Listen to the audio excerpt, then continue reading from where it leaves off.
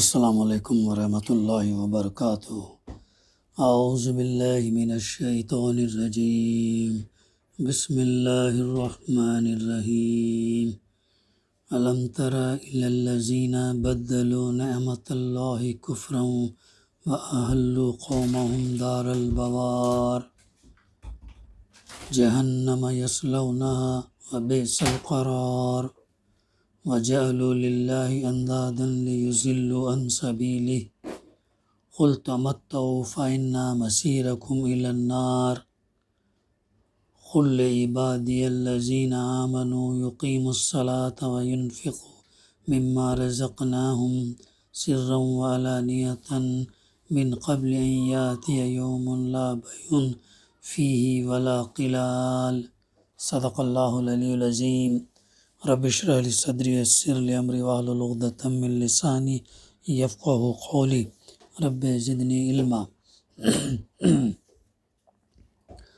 تم نے دیکھا ان لوگوں کو جنہوں نے اللہ کی نعمت پائی اور اسے کفران نعمت سے بدل ڈالا، اور یعنی اپنے ساتھ اپنی قوم کو بھی ہلاکت کے گھر میں جھونک دیا، یعنی جہنم جس میں وہ جھلسے جائیں گے اور وہ بدترین جائے قرار ہے۔ اور اللہ کے کچھ ہمسر تجویز کر لیے تاکہ وہ انہیں اللہ کے راستے سے بھٹکا دیں۔ ان سے کہو اچھا مزے کر لو، آخر کار تمہیں پلٹ کر جانا دوزخ ہی میں ہے۔ اے نبی صلی اللہ علیہ وسلم، میرے جو بندے ایمان لائے ہیں ان سے کہہ دو کہ نماز قائم کریں اور جو کچھ ہم نے ان کو دیا ہے اس میں سے کھلے اور چھپے راہ خیر میں خرچ کریں، قبل اس کے کہ وہ دن آئے جس میں نہ خرید و فروخت ہوگی اور نہ دوست نوازی ہو سکے گی۔ سورہ ابراہیم علیہ السلام کی تفسیر کا سلسلہ الحمدللہ جاری ہے۔ ابھی آیت نمبر 28 سے آیت نمبر 31 تک کی تلاوت اور ترجمانی ہم نے سماعت کی۔ گزشتہ جن آیتوں کا مطالعہ ہمارے سامنے آیا، اللہ سبحانہ و تعالیٰ جو ہے ان لوگوں کی مثال دی، فرمایا کیا تم دیکھتے نہیں کہ اللہ نے کلمہ طیبہ کو کس چیز سے مثال دی؟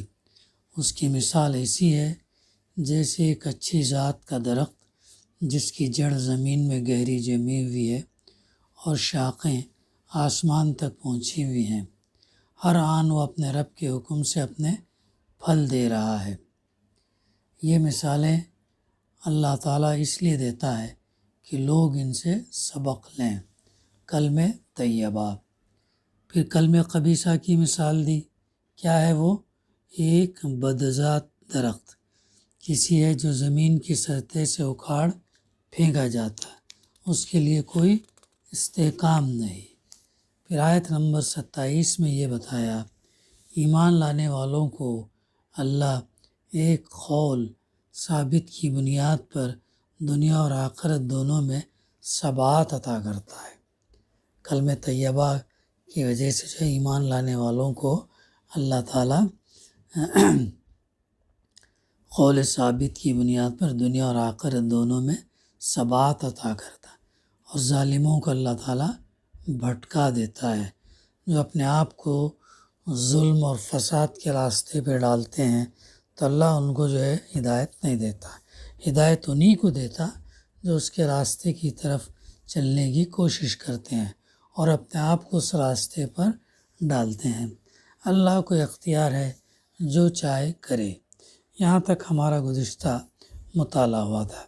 اب آگے کی آیتوں میں اللہ تعالیٰ سوال کر رہا، کیا تم نے دیکھا؟ تعجب کا اظہار ہے اس کے اندر۔ کیا تم نے دیکھا ان لوگوں کو جنہوں نے اللہ کی نعمت پائی اور اسے کفران نعمت سے بدل ڈالا اور اپنے ساتھ اپنی قوم کو بھی ہلاکت کے گھر میں جھونک دیا، یعنی جہنم جس میں وہ جھلسے جائیں گے اور وہ بدترین جائے قرار ہے۔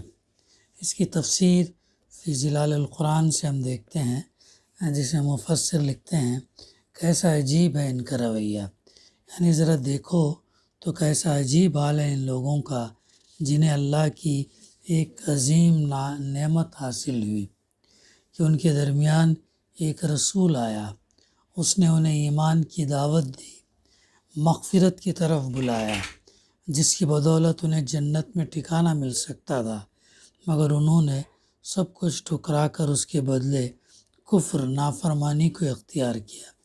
یہ تمہاری قوم کے لیڈران اور زعماء قائدین ہیں، ان کا حال بھی ہر قوم کے لیڈروں جیسا ہی ہے۔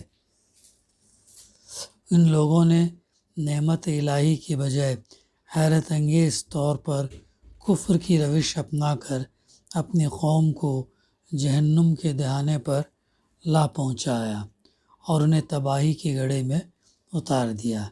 جیسا پچھلے تھوڑی دیر پہلے ہم نے پچھلی اقوام کی سرگزشت میں ملاحظہ کیا، ان لوگوں نے اپنی قوم کے لیے کس قدر بدترین ٹھکانہ فراہم کرایا ہے، جس میں قیام کس درجے بدترین قیام ہے۔ دیکھو تو صحیح کیسا عجیب ہے ان لوگوں کا رویہ، جبکہ ابھی یہ دیکھ چکے ہیں کہ ان سے پہلے والوں کا کیا حشر ہوا۔ سورہ کے پہلے راؤنڈ میں قرآن مجید نے سرگزشت کا مناظر ان کے سامنے اس طرح پیش کیے گویا سب کچھ ان کی آنکھوں کے سامنے رونما ہوا ہو۔ روز قیامت ان کا انجام اس طرح دکھلایا گیا گویا عملاً وہ سامنے آ چکا، کیونکہ ان کا یہ انجام جو ہے انجام شدنی ہے۔ قرآنی اسلوب بیان کا خاصہ یہ ہے کہ جس امر کا وقوع طے ہو اسے محسوس اور مشاہد واقعے کی شکل میں پیش کرتا ہے۔ ان لوگوں نے رسول اور اس کی لائی ہوئی دعوت جیسی عظیم نعمت کے بدلے کفر کو اختیار کیا۔ رسول کی دعوت توحید کی دعوت تھی، جس کو انہوں نے رد کر دیا۔ پھر وَجَعَلُوا لِلَّهِ أَنْدَادًا لِيُضِلُّوا عَنْ سَبِيلِهِ، اور انہوں نے اللہ کے کچھ ہمسر ٹھہرا لیے تاکہ لوگوں کو اللہ کے راستے سے بھٹکا دیں۔ یعنی انہوں نے اللہ کے ہمسر اس لیے ٹھہرائے کہ لوگوں کو اللہ کے راستے سے بھٹکا دیں، اس راستے سے جو صرف ایک ہے، جس سے الگ الگ راستے نہیں نکلتے ہیں۔ تو اللہ کے ہمسر کیوں ٹھہرائے جاتے؟ اس آیت سے معلوم ہوتا کہ قوم کے سرداروں نے اللہ کے یہ ہمسر ٹھہرا کر عمداً اپنی قوم کو اللہ کے راستے سے بھٹکایا، اس لیے کہ عقیدہ توحید یعنی ایک اللہ کی بندگی، ایک اللہ کی اس لیے کہ عقیدہ توحید ہر دور میں طاغوتی حکمرانوں کے اقتدار اور مفادات کے لیے خطرہ رہا ہے۔ صرف قدیم جاہلیتوں کے عہد میں ہی نہیں بلکہ ہر اس جاہلیت کے زمانے میں جس میں لوگ توحید خالص سے منحرف ہوئے، خواہ اس انحراف کی شکل جو بھی رہی ہو، اور اس کے نتیجے میں عوام الناس نے اپنی باغ اطاعت اپنے لیڈروں کے حوالے کر دیں، ان کے حق میں اپنی آزادی اور اپنے تشخص سے دستبردار ہو گئے، ان کی خواہشات کے پیچھے چلنے لگے اور اپنی زندگی کے لیے قوانین وحی الہی کے بجائے انہی لیڈروں کی پسند اور ناپسند سے عکس کرنے لگے۔ اسی لیے توحید کی دعوت ان لیڈروں کے اقتدار کے لیے ہمیشہ خطرہ ہوتی ہے۔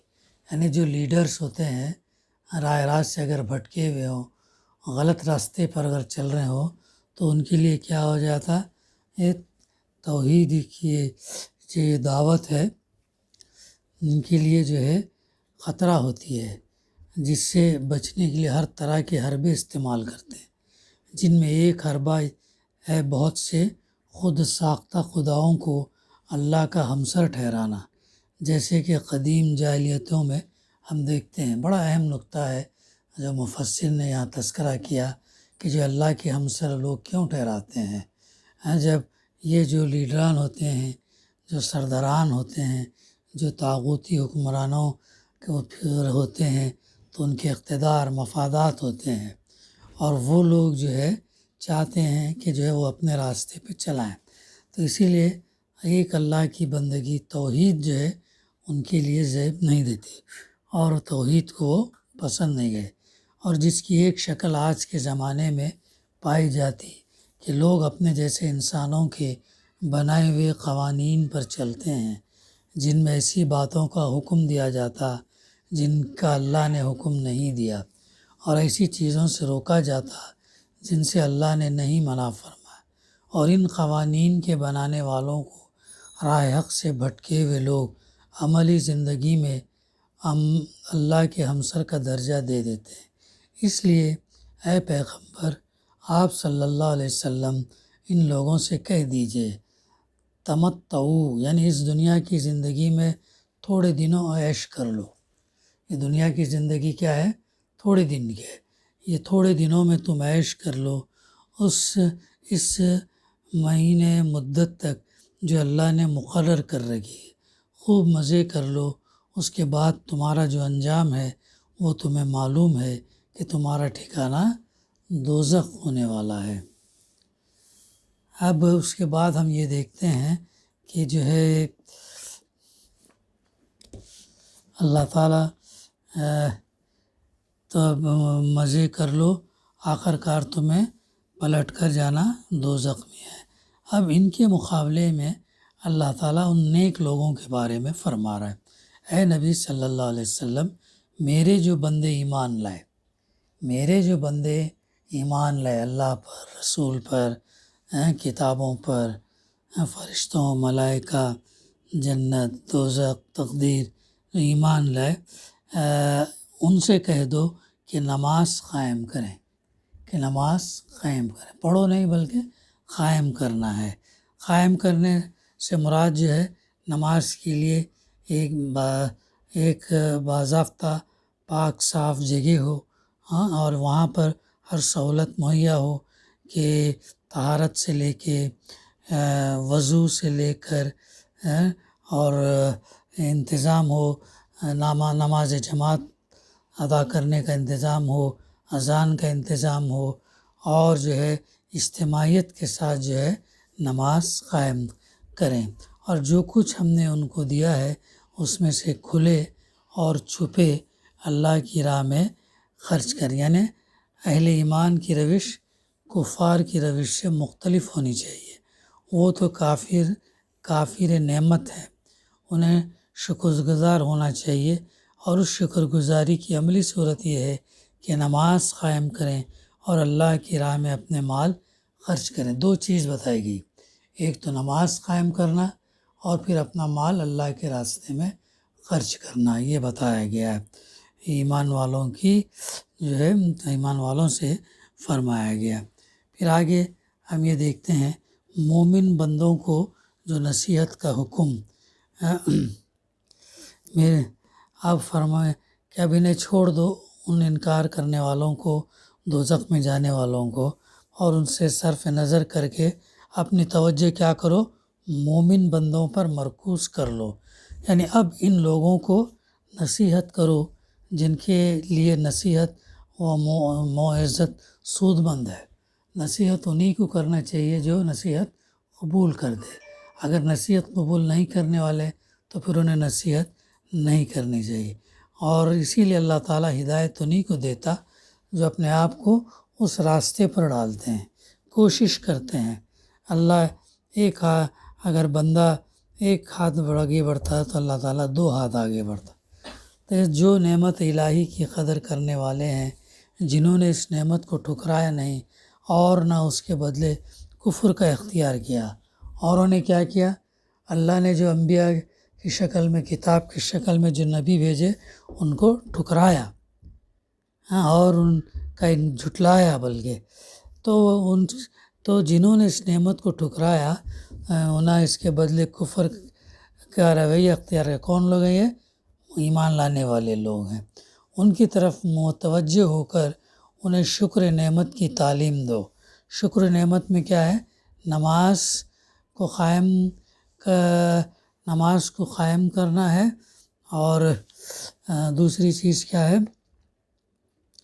نماز کو قائم کرے، اور جو کچھ اللہ نے مال دیا، مال میرا نہیں ہے، اللہ کا دیا ہوا مال ہے، اللہ اپنے دیے ہوئے مال میں سے کہتا ہے کہ تم اس کے راستے میں خرچ کرو۔ تو یہ انسان کو گھمنڈ، تکبر، غرور نہیں ہونا چاہیے۔ اللہ کسی کو دے کر کے آزما رہا ہے اور کسی کو نہیں دے کر آزما رہا ہے، تو دونوں صورتوں میں انسان کی آزمائش جیسا آتا ہے کہ جو ہے انسان کو مال ملنے کے بعد صحیح راہ راست پر جمنا مشکل ہو جاتا، کم لوگ جو ہے صحیح رائے، اکثریت جو ہے وہ مال ملنے کی وجہ سے راہ راست سے ہٹ جاتے ہیں۔ لیکن ہم کوشش یہ کرنی چاہیے کہ مال جو اللہ کی نعمت ہے اور ملنے کے بعد اس کا شکر ہم کریں، جیسا اس نے بتایا ویسا خرچ کریں۔ ان کی اللہ تعالیٰ تو ان کی طرف متوجہ ہو کر انہیں شکر نعمت کی تعلیم دو اور بتاؤ کہ کس طرح وہ عبادت اور اطاعت اور بندگان خدا کے ساتھ حسن سلوک کر کے شکر نعمت کا حق ادا کر سکتے ہیں۔ پھر آیت نمبر 31 جس کی ترجمانی یوں ہے، اے نبی صلی اللہ علیہ وسلم، میرے جو بندے ایمان لائے ہیں ان سے کہہ دو کہ وہ نماز قائم کریں اور جو کچھ ہم نے وہ اسی کا مطالعہ چل رہا اور اس میں سے کھلے چھپے خرچ کریں، قبل اس کے کہ وہ دن آئے جس میں نہ خرید و فروخت ہوگی اور نہ دوستی کام آئے گی۔ وہاں پر کوئی کاروبار یا تجارت یا لین دین نہیں چلے گا، اور کوئی کرنسی سونا چاندی نہیں، بلکہ کرنسی نیکیوں کی کرنسی ہو رہی۔ یعنی میرے مومن بندوں کو نصیحت کرو کہ وہ اقامت الصلاۃ کے ذریعے اپنے رب کا شکر ادا کریں، اس لیے کہ نماز شکر الہی کا سب سے خاص مظہر ہے، اور ہم نے انہیں رزق کے جو سامان عطا کیے ہیں اس میں سے وہ کھلے چھپے خرچ کریں، چھپے طور پر اس لیے تاکہ لینے والوں کی عزت نفس مجروح نہ ہو اور دینے والوں کے اخلاق پر بھی آنچ نہ آئے، یعنی ان کا انفاق تفاخر، ریاکاری اور نمائش کی بیماری سے محفوظ رہے، اور کھلے عام ان مقامات پر جہاں حکم انفاق پر اعلانیہ عمل اور فریضہ زکوٰۃ کی ادائیگی مقصود ہو، اور یہ سماج کے دوسرے افراد کے لیے اچھا نمونہ بن سکے۔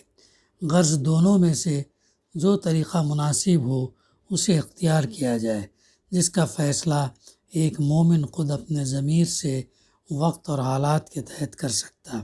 اے پیغمبر صلی اللہ علیہ وسلم، آپ انہیں نصیحت فرما دیں کہ وہ انفاق کریں، یعنی اللہ کے راستے میں خرچ کریں تاکہ ان کے ذخیرہ آخرت میں اضافہ ہو۔ خرچ کرنے سے کیا ہوتا؟ دنیا میں جو بیلنس ہے وہ کم ہو جاتا، سمجھ رہے؟ خرچ کرنے سے دنیا کا بیلنس کم ہوتا اور آخرت کا بیلنس بڑھ جاتا۔ عارضی دنیا کا بیلنس کم ہوتا، پرماننٹ زندگی کا جو ہے بیلنس بڑھ جاتا۔ اب ہمارے اوپر چوائس ہے کہ ہم کون سا بیلنس بڑھانا چاہتے ہیں، یہ بہت اہم نقطہ ہے۔ تو اس سے کیا ہوتا ہے کہ مال کی محبت میں کمی آتی، اور انسان کا جیسا عقیدہ آخرت مضبوط ہوتا ویسا وہ چاہتا ہے کہ اس کا مال آخرت میں جائے۔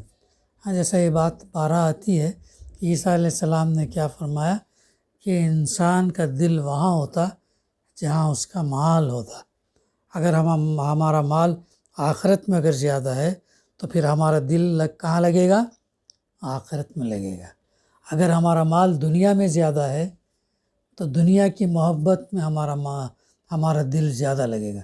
یہ بہت بہترین لاجک ہے جسے ہمیں زندگی بھر تا حیات جو ہے ہمیں سمجھنے کی ضرورت ہے۔ تو وہاں پر جو ہے آخرت میں وہ دن جب مالوں میں تجارت کے ذریعے بڑھوتری نہ ہوگی، نہ دوستی کام آئے گی، بلکہ صرف کیا کام آئے گا؟ نیک اعمال، اور وہ بھی ایمان کے ساتھ۔ یہ سرمایہ ہی وہاں پر کام آئے گا۔ کتاب کائنات کی تحریریں، اب کائنات کی کتاب کھولی جاتی جس کی تحریریں اللہ کی بے شمار نعمتوں کے ذکر سے بھری پڑی ہیں، بے شمار نعمتیں، نشانیاں، واقعات بھری پڑی ہیں، اور اس کے وسیع اور عریض صفحات پر تاحد نگاہ طرح طرح کی نعمتیں بکھری ہوئی ہیں۔ آسمان اور زمین، آفتاب اور ماہتاب، شب و روز، آسمان سے برسنے والا میں، زمین سے اگنے والے پیڑ پودے اور پھل، سمندر اور اس میں تیرنے والی کشتیاں اور کھانے پینے کے سامانوں سے لبریز ندی نالے وغیرہ، کتاب کائنات کے یہ اوراق نگاہوں کے سامنے کھلے ہوئے ہیں۔ یہ چیزیں ہمارے سامنے کھلے ہوئے ہیں، ہم مشاہدہ کریں، تھوڑا غور کریں، تھوڑا عقل پر زور ڈالیں تو یہ ہمیں دکھتے ہیں، ہمیں نظر آتی ہیں، تمام چیزیں کھلے ہوئے ہیں۔ مگر افسوس کہ انسان جاہلیت کے نشے میں اس قدر سرشار ہیں کہ وہ آنکھیں نہیں کھولتے ہیں۔ اسی لیے اللہ تعالیٰ بار بار کہتا ہے نا، بصیرت کی نظر سے دیکھو۔ جانور کو بھی اللہ تعالیٰ نے آنکھیں دی، جانور کو بھی اللہ تعالیٰ نے کان دیے، لیکن جانور کے کان اور انسان کے کان اور آنکھ میں جو ہے فرق ہے۔ تو ہم جو یہ کرنا چاہیے، جو سوچنا دیکھنا چاہیے اور سننا چاہیے جو ہے وہ بصیرت سے کہ وہ آنکھیں نہیں کھولتے، کتاب کائنات کی تحریریں نہیں پڑھتے، ان پر غور فکر نہیں کرتے، ورنہ اور نہ اللہ کی نعمتوں کا شکر ادا کرتے ہیں۔ واقعی انسان بڑا ظالم اور سخت ناشکرا ہے۔